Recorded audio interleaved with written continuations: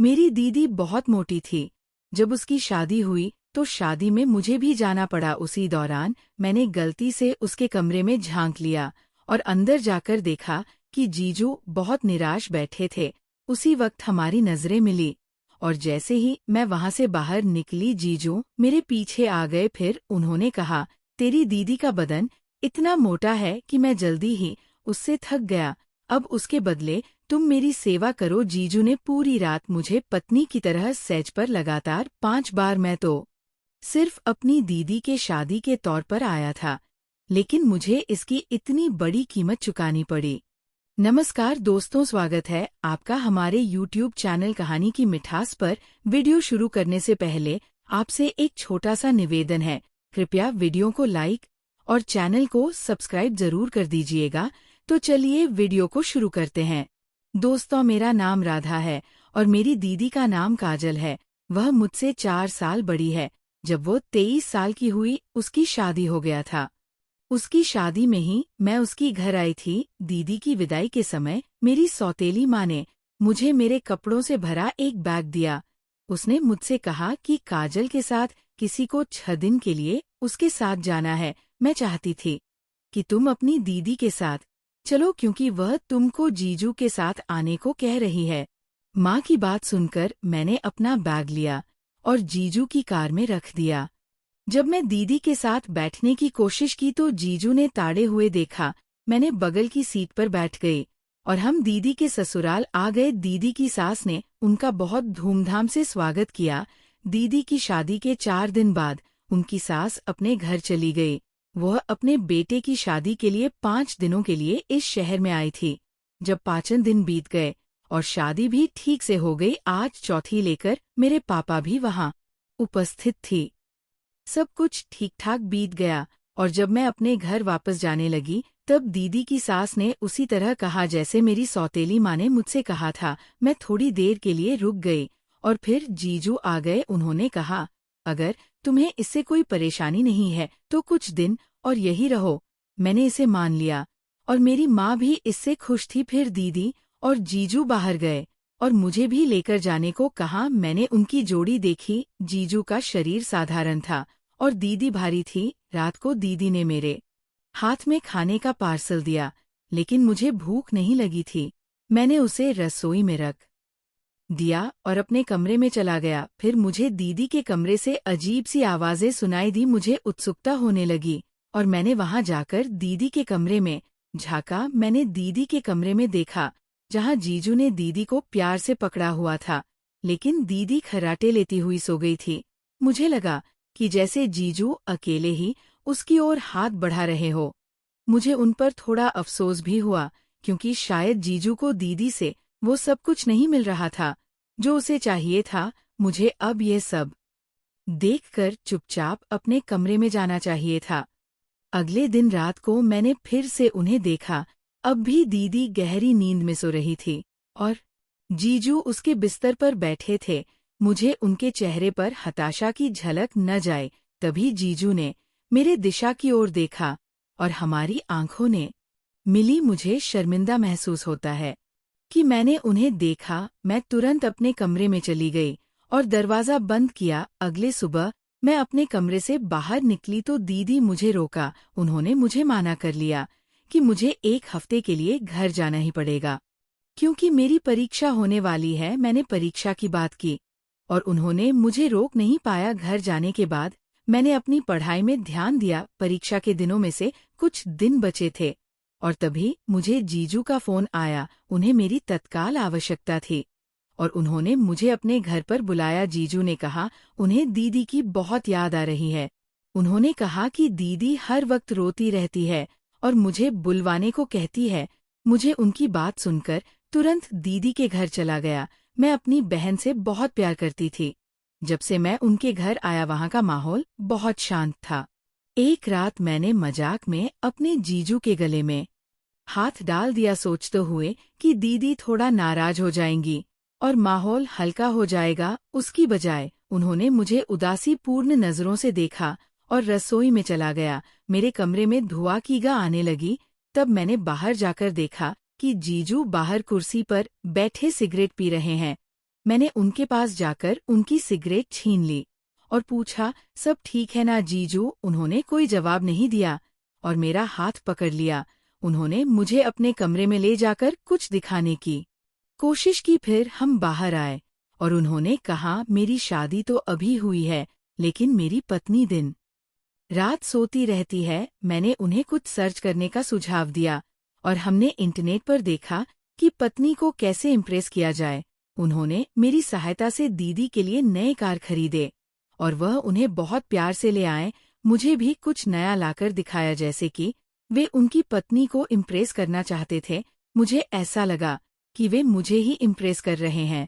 मुझे और जीजू के बीच में एक छोटी सी बहस हो गई थी। मैंने माता पिता को उसके बारे में नहीं बताया और दीदी ने भी घर पर कुछ नहीं कहा। कुछ दिनों से उनकी लड़ाई जारी थी। फिर एक दिन उनके घर पर मेरी दीदी की उम्र की एक लड़की आई। वह बहुत ही सुंदर थी और उसने दोनों को समझाया। उसके आने के बाद दोनों की बहस में कमी आई। मैंने दीदी से पूछा, उस लड़की कौन थी? तो उसने बताया कि वो जीजू की बहन है। कुछ दिन पहले जब मैं नहीं था, उनके बीच भी एक झगड़ा हुआ था और वह उनकी मदद करने आई थी। उसके आने के बाद से झगड़ा कम हो गया, लेकिन अभी भी ठीक से सुलझा नहीं था। अगले दिन जब जीजू वापस आए और दीदी से कहा कि पीठ मालिश कर दो, क्योंकि उन्हें चोट लग गया था। दीदी ने उन पर ध्यान नहीं दिया, बल्कि मोबाइल में डूबी रही। मैंने जीजू को मालिश की, तब उन्होंने मुझे तारीफ की और उसके बाद जीजू की नौकरी घर पर हो गई थी। और अगले दिन जब मैं नहाने गई थी तो अचानक नल में पानी आना बंद हो गया था। मैं दीदी को बुलाने लगी, लेकिन उसका ध्यान सिर्फ मोबाइल में था।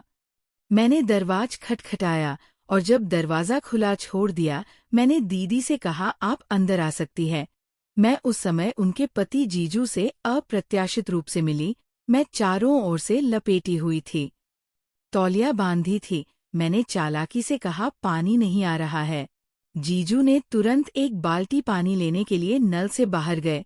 मैंने जल्दी से स्नान करके बाथरूम से बाहर आया, लेकिन दीदी को कहीं भी नहीं देखा। मैंने जीजू से पूछा कि दीदी कहाँ है? उन्होंने जवाब दिया, तुम्हारी बहन इंटरव्यू के लिए गई है। मैं उस रात को इस बारे में कुछ नहीं बताया गया था। मुझे ये नहीं पता था कि मेरी दीदी ऐसा क्यों कर रही है। शाम को दीदी घर आया तो मैंने उनसे पूछा कि वे पहले क्यों नहीं बताई कि दीदी इंटरव्यू के लिए जा रहा है। उन्होंने कहा, तुम्हारी उम्र नहीं है कि मैं तुम्हें सब बताऊं। ये मेरा घर है, मैं वही करूंगी जो मैं चाहती हूँ। मुझे उनकी बातों पर बहुत गुस्सा आया था और मैंने कहा, अब आपको नौकरी ढूंढने की जरूरत नहीं है। आपकी असली जरूरत आपके घर में है। आप बिना किसी वजह के अनचाहे काम करती है। उन्होंने मुझसे कहा, लगता है तुम्हें मुझसे ज्यादा मेरे पति का ख्याल है, फिर तुम ही उसका ख्याल रखो। वे बहुत उत्साहित थी और मुझे उनकी बातों पर गुस्सा आया। वे ये कहकर अपने कमरे में चला गया था, मुझे नहीं जाना है। जब हमारे बीच बहस हुई तब जीजू घर पर नहीं था। मैं रोने लगी और अपने कमरे में चली गई। जीजू ने मुझे रोते हुए देखा और कहा, राधा, अब तुम्हें क्या हुआ? मैंने उनसे कहा, मेरी बहन बहुत गुस्से में है, उन्हें अपनी छोटी उसकी चिंता नहीं थी। वो मुझसे कुछ नहीं कहते हुए अपने कमरे में चला गया। जीजू ने समझाते हुए कहा, तुम काजल की बातों पर ध्यान मत दो, वो अब मेरे साथ भी ऐसा व्यवहार करने लगी है, उसे अब अकेला छोड़ दो। तुम्हें मेरे लिए इस घर में रहना होगा। जीजू ने मेरे आंसू पोंछे और मुझे गले लगा लिया। उनके गले लगने के बाद मुझे कुछ और ही महसूस होने लगा। उसके बाद मैं पूरी रात प्यार भरे गाने सुन रहा था और मेरे मोबाइल में सभी कपल्स की रील्स आ रही थी। उन रीलों का मेरे मन पर और भी अधिक प्रभाव पड़ा। मैं पूरी रात जीजू के बारे में सोचती रही। अगली सुबह मैंने देखा कि दीदी गुस्से में अपने ऑफिस के लिए निकल रहा है। अब दीदी की नई नौकरी लग गई थी। दीदी और जीजू के बीच भी इसी तरह की बहस शुरू हो गया था। मैं उनके झगड़े का कारण जानना चाहती थी, इसीलिए उस रात मैंने उनके कमरे की तलाशी ली। रात को मैंने उनके कमरे में झांक कर देखा। उस वक्त दीदी और जीजू के बीच कुछ पर्सनल बातें चल रहा था। जीजू को ज्यादातर वो नहीं मिल रहा था जो वह दीदी से चाहते थे। ये मुझे उनकी बातों से पता चल रहा था यही हो सकती थी उनके झगड़े की वजह। अपने मोटे शरीर के कारण दीदी जीजू को वो सुख नहीं दे पाती थी। वह चाहते थे, और तभी मैंने देखा कि जीजू की नज़र धीरे धीरे मेरे ऊपर आ रहा था।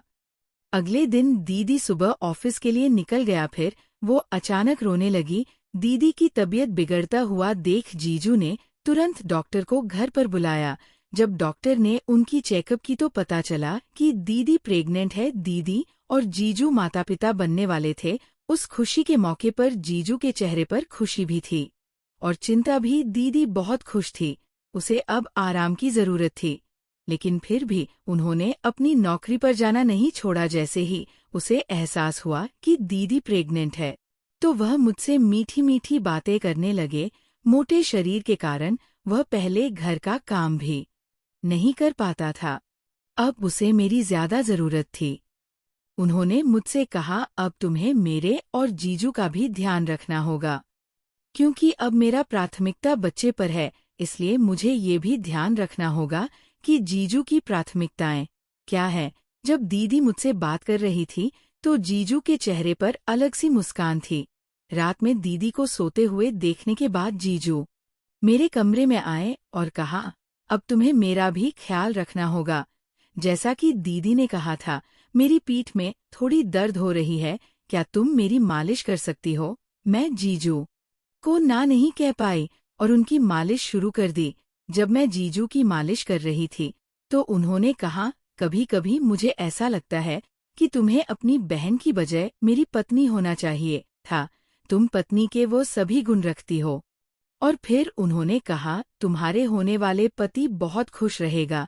मैं पहले उन पर गुस्सा होने की कोशिश कर रही थी, लेकिन उनके बात सुनकर मुझे अच्छा लगा। मेरे चेहरे पर मुस्कान थी और मैंने मोबाइल में प्यार की रीलें देखने की आदत डाली थी। रीलों में हर लड़की को अपने पार्टनर के साथ देखकर मुझे भी लगता था कि मेरे पास भी एक ऐसा साथी होना चाहिए। धीरे धीरे मेरी नज़र जीजू पर आने लगी। ये नजरिया बदलना रीलों की वजह से ही था।